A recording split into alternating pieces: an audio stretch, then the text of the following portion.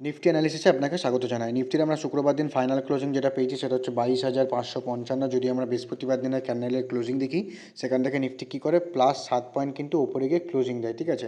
দেখো নিফটির জন্য important support কী ছিল, নিফটির জন্য ইম্পর্টেন্ট সাপোর্ট ছিল ক্লোজিং বেসিসে, ঠিক আছে। প্রথম যে সাপোর্টটা ছিল এই যে জোনটা, ঠিক আছে, একটা ইম্পর্টেন্ট সাপোর্ট হিসেবে কাজ করছিল, যেটা হচ্ছে 22,055। মার্কেট কী করে এই নিচে যায়, কিন্তু market in the end market এর উপরে গিয়ে কিন্তু ক্লোজিং দেয়, ঠিক আছে। মার্কেট এর উপরে ক্লোজিং দেয় 22,055-এর উপরে ক্লোজিং দেয় এবং তারপরের দিন যদি দেখি মার্কেট কী করে, এই যে গ্রিন ক্যান্ডেলটা, এই গ্রিন ক্যান্ডেলটা কিন্তু এই যে লেভেলটা ছিল, এই সাপোর্ট নেওয়ার পর মার্কেট কিন্তু এর উপরে গিয়ে ক্লোজিং দেয়, ঠিক আছে।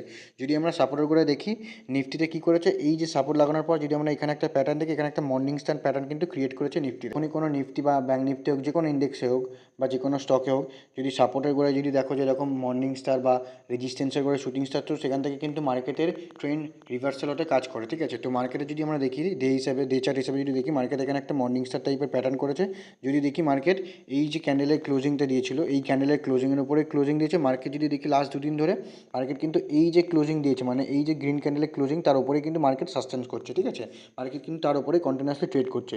দেখা গেল মার্কেট কী করলো, ক্লোজিং বেসিসে যদি এই যে জোনটা রয়েছে, এই যে লাস্ট 3 দিন এখানে যদি দেখি, এই যে 3 দিনের যে কনসোলের জোনটা, এই লেভেলটাকে যদি ব্রেকআউট করে, তো নিফটিতে কিন্তু একটা আপসাইড মুভমেন্ট দেখা যেতে পারে, ঠিক আছে। যদি মার্কেট ক্লোজিং বেসিসে কী করে, এই রেজিস্ট্যান্স রাখে, যেটা হচ্ছে 22,633, এই লেভেলটাকে যদি ব্রেকআউট করে নিফটি, তো নেক্সট যে রেজিস্ট্যান্স বেরিয়ে আসবে নিফটিতে, সেটা হচ্ছে এই যে জোনটা, ঠিক আছে। এই যে জোনটা যেখানে মার্কেট কন্টিনিউয়াসলি ট্রেড করার পর এই নিচের জোনটাকে ব্রেকডাউন করেছে, তো এই জোনটা কিন্তু মার্কেটকে আসতে দেখা যেতে পারে, যেটা হচ্ছে 22,777 ক্লোজিং বেসিসে ইম্পর্টেন্ট রেজিস্ট্যান্স নিফটিতে। যদি মার্কেট কী করে ক্লোজিং বেসিসে এর উপরে যদি দেখা গেলো এই যে লেভেলটা 22,633-এর উপরে যদি ট্রেড করতে থাকে, দেন এই লেভেলটা কিন্তু ক্লোজিং বেসিসে দেখা যেতে পারে।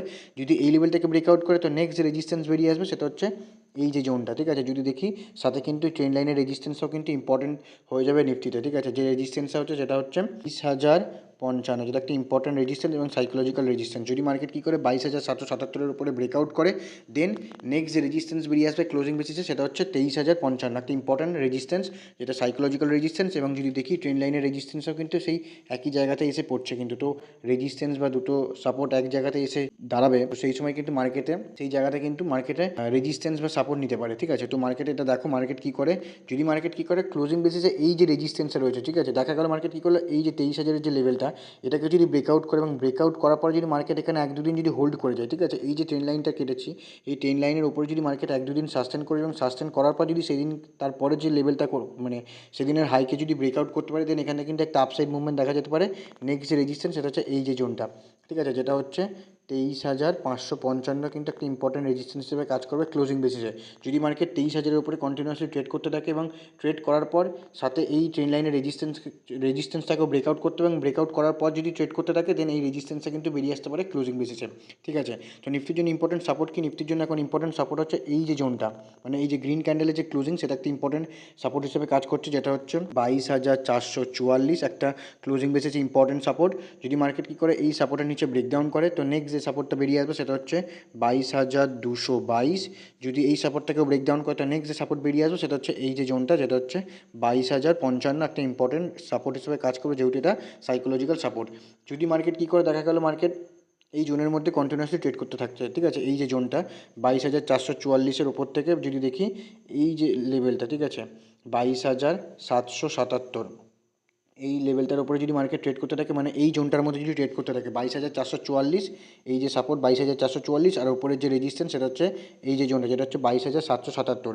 যদি মার্কেট কী করে এই লেভেলের মধ্যে যদি ট্রেড করতে থাকে, দেন এখানে কিন্তু একটা আপসাইড বা ডাউনসাইড ব্রেকআউট বা ব্রেকডাউনের কিন্তু একটা চান্স থেকে যাবে, কারণ মার্কেট যখনই কোনো রেজিস্ট্যান্সের গোড়ায় গিয়ে কন্টিনিউয়াসলি ট্রেড করতে থাকে, সেখানে কিন্তু একটা আপসাইড বা ডাউনসাইড মুভমেন্ট দেখা যেতে পারে। যদি আপসাইডে ব্রেকআউট করে, তাহলে আপসাইডের জন্য মুভমেন্ট দেখা যেতে পারে। যদি ডাউন সাইডে ব্রেকডাউন করে, তো নিচের সাইডেও কিন্তু মুভমেন্ট দেখা যেতে পারে। কিন্তু এই জোনের মধ্যে যতক্ষণ ট্রেড করবে, এই জোনটাকে অ্যাভয়েড করে, এটা একটা সাইডওয়েজ জোন, এটা একটা সাইডওয়েজ জোন, যতক্ষণ মার্কেট এর মধ্যে ট্রেড করতে থাকবে ততক্ষণ কিন্তু প্রিমিয়াম ডিকে হতে থাকবে এবং কিন্তু তোমাকে ট্র্যাপ করার সম্ভাবনা থাকতে পারে।